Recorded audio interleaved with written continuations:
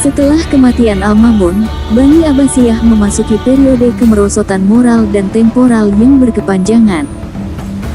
Penerus langsung Ma'mun gagal menjalankan tanggung jawab besar yang dibebankan kepada mereka. Al-Mutasim memerintah 833 sampai 842 Masehi dan Al-Wathiq memerintah 842 sampai 847 Masehi, membiarkan pengawal pribadi Turki mereka memperluas pengaruh mereka atas pengadilan.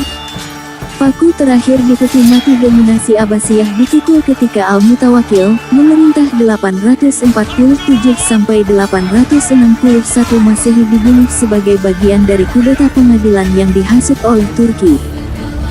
Meskipun Al-Mutawakkil adalah orang yang terkenal buruk dan telah dijuluki sebagai Nero orang Arab, pembunuhannya memberi orang Turki kekuasaan yang belum pernah terjadi sebelumnya atas putranya Al-Muntasir, memerintah 861 sampai 862 Masehi, yang telah ditempatkan di tahta sebagai boneka. Nasibnya, penguasa muda itu meninggal tak lama kemudian. Pada 909 Masehi, saingan radikal Syiah anti-khilafah muncul dalam perwujudan Fatimiyah, keturunan Fatimah, putri Nabi. Mereka menghabisi Aghlabids yang telah berutang kesetiaan mereka ke Baghdad dan mulai memperluas kekuasaan mereka.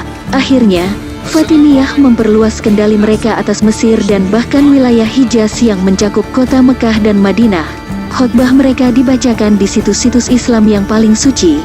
Pada 929 Masehi, Imarah Umayyah di Cordoba juga mendeklarasikan dirinya sebagai kekhalifahan. Wilayah ekspansi Khilafah Fatimiyah. Tetapi penghinaan terbesar bagi keluarga Abbas, yang adalah Sunni sendiri, datang dalam bentuk faksi Syiah lain. Buyid Ali Ibnu Buya LC 891 sampai 949 Masehi adalah pendiri dinasti Syiah yang berbasis di Iran, yang pada tahun 945 Masehi merebut ibu kota Abbasiyah di Baghdad. Untuk Abbasiyah, satu-satunya perubahan adalah partai menarik tali mereka dan, terlebih lagi, wilayah mereka pecah karena penguasa lokal yang berbeda mendeklarasikan kemerdekaan dalam acara Bulan Suci. Dalam pengulangan klasik kisah sejarah, penjajah dari stepa Asia Tengah datang untuk menghancurkan Buyid. Orang-orang Turki Seljuk, yang baru-baru ini menerima Islam versi Sunni, walaupun mereka mempertahankan banyak fitur pra-Islam Masehi, menyapu tanah yang sangat luas, mulai dari Asia Tengah hingga Anatolia, dan pada tahun 1055 Masehi Tugadis Muwayyatilbek, putra Sultan Seljuk, merebut Baghdad. Buyid diusir dari ibu kota, tetapi para khalifah hanya berpindah dari satu dalang ke dalang berikutnya. Fragmentasi Kekaisaran Abbasiyah 891 sampai 892 Masehi. Perang Salib. Saat abad ke-11 berlangsung, Seljuk tampak menjadi raksasa yang tak terhentikan. Tetapi ketika semakin dekat, mereka tidak lagi menjadi kekuatan yang kuat dan tangguh seperti dulu. Ketika bangsawan Eropa pertama kali tiba di Tanah Suci pada 1096 Masehi, Seljuk terpecah-pecah dan tidak ada negara untuk melawan Bani Abbasiyah. Meskipun secara nominal adalah pemimpin umat Islam, komunitas adalah penonton yang malang dan Seljuk hanya menyingkir dari perang. Rea Tariq bin Ziyad, pahlawan Islam sang penakluk Spanyol. Keadaan luhur di Mesir, Fatimiyah, dan Tanah Suci, tentara salib, segera dibalikkan oleh satu orang, Saladin atau Salahuddin, dan satu panji perang, Jihad, Saladin, L.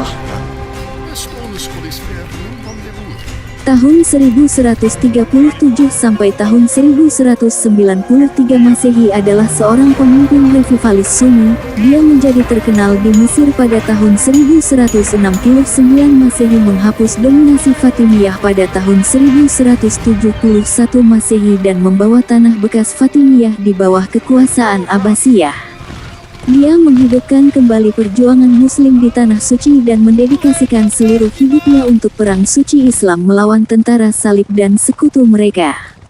Pada 1187 Masehi ia mencetak kemenangan besar di pertempuran Hattin, di mana sebagian besar kekuatan Latin dikalahkan. Bahkan setelah kematiannya, Tentara salib tidak pernah mendapatkan kembali kekuatan aslinya, dan akhirnya, mereka terpaksa melarikan diri dari Acre, surga terakhir mereka di Tanah Suci, pada tahun 1291 oleh pasukan Muslim Mesir yang baru, Kesultanan Mamluk tahun 1250 sampai tahun 1517 Masehi. Salahuddin Al-Ayyubi. Di belakang panggung Perang Salib, Abbasiyah mendapatkan kembali otoritas militer dan temporal mereka. Orang yang mengambil alih tugas besar ini dan juga dibunuh oleh Seljuk dalam prosesnya adalah Khalifah Al-Mustarsyid, memerintah tahun 1092 sampai tahun 1135 Masehi yang mulai membentuk pasukan khalifah pribadi. Tugas ini diselesaikan oleh Al-Muqtafi, R. Tahun 1136 sampai tahun 1160 Masehi yang kemudian mendeklarasikan otonomi penuh untuk rumahnya. Seljuk, yang marah dengan tindakan berani ini, mengepung Baghdad pada tahun 1157 Masehi, tetapi kota itu tetap teguh dan setelah beberapa upaya sia-sia, orang-orang Turki terpaksa mundur dari tembok Al-Nasir, W. 1225 Masehi juga layak disebut karena keunggulan administrasinya, dan dalam membantu Abbasiyah mendapatkan kembali prestise mereka dengan memperluas kekuasaannya di luar tembok ibu kotanya ke Mesopotamia dan sebagian Persia. Sejarawan menjulukinya sebagai penguasa Abbasiyah terakhir yang efektif. Runtuhnya Baghdad dan berakhirnya dinasti Abbasiyah. Kemerdekaan yang baru ditemukan ini terancam oleh kekuatan baru, ironisnya sekali lagi dari Asia Tengah. Bangsa Mongol, yang telah diubah menjadi kekuatan yang harus diperhitungkan oleh Genghis Khan pada tahun 1206 Masehi, khalifah formal terakhir. Al-Mustasim memerintah tahun 1242 sampai tahun 1258 Masehi membuat kesalahan besar dengan membubarkan sebagian besar pasukannya dan kemudian menerima tantangan Hulagu Khan. Alasan yang tepat untuk langkah bodoh seperti itu masih diperdebatkan. Yang jelas adalah bahwa Khalifah mengharapkan bantuan militer dari seluruh penjuru Islam. Satu hal yang tidak dia pertimbangkan adalah bahwa semua negara Muslim sibuk dengan masalah mereka sendiri. Pengepungan Mongol di Baghdad. Pasukan Mongol mengepung Baghdad pada tahun 1258 Masehi dan dengan cara khas perang Mongol yang kejam mengasihi seluruh kota, termasuk bangunan-bangunan besar seperti Bait al-Hikmah yang terkenal, diratakan dan seluruh penduduknya dibantai. Khalifah digulung di karpet dan diinjak-injak di bawah kuku kuda. Sebagian besar keluarga kerajaan terbunuh, kecuali satu anak laki-laki yang dikirim ke Mongolia dan satu putri yang menjadi budak di harem Hulagu. Kemajuan Mongol ke jantung Islam dihancurkan oleh Kesultanan Mamluk dalam pertempuran Ain Jalut 1260 Masehi.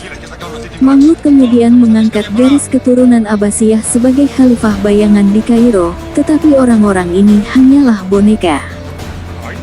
Pada tahun 1517 Masehi, Sultan Selim pertama dari Kesultanan Utsmaniyah tahun 1299 sampai tahun 1924 Masehi menaklukkan tanah Mamluk dan memberikan gelar khalifah kepada garis keturunannya.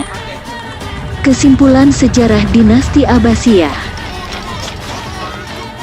Propaganda Abbasiyah melawan Bani Umayyah sangat berhasil, tetapi Bani Abbasiyah mengadopsi kebijakan administratif yang sama dengan yang mereka dapatkan dukungannya melawan Bani Umayyah. Setelah menggulingkan partai yang berkuasa, Abbasiyah mengambil kendali negara yang lebih kecil dari pendahulunya karena Spanyol telah hilang untuk selamanya. Fragmentasi kerajaan Islam telah dimulai dengan kebangkitan Abbasiyah dan tidak kemudian seperti yang diyakini kebanyakan orang. Abbasiyah tidak tertarik pada ekspansi lebih lanjut, mereka bahkan mencoba untuk bersatu dengan kekuatan Eropa melawan musuh bersama mereka. Emirat Cordoba. Naskah awal era Abbasiyah. Banyak penguasa Abbasiyah bukan politisi alami, mereka mulai mengandalkan orang untuk mengendalikan urusan negara. Retakan yang mulai muncul dalam kerangka dominan Arab pada masa Al-Mamun, yang pro-Persia, karena ibunya adalah orang Persia, semakin dalam menjadi celah setelah kematiannya saat dinasti itu jatuh ke dalam jurang kehancuran. Status pengabdian kepada pihak lain, upaya para khalifah kemudian untuk menghidupkan kembali kekuatan Abbasiyah tanpa diragukan lagi patut dipuji, tetapi semua orang dan segala sesuatu di sekitar mereka menentang mereka. Penjarahan Baghdad adalah akhir yang tak terelakkan dari kekaisaran yang dulunya besar. Warisan mereka bertahan hingga hari ini dalam bentuk syariah, hukum Islam Masehi dan dunia modern, seperti yang kita lihat sekarang, karena perlindungan mereka terhadap semua bentuk seni, pembelajaran, dan terutama penyelidikan ilmiah tentang fenomena alam.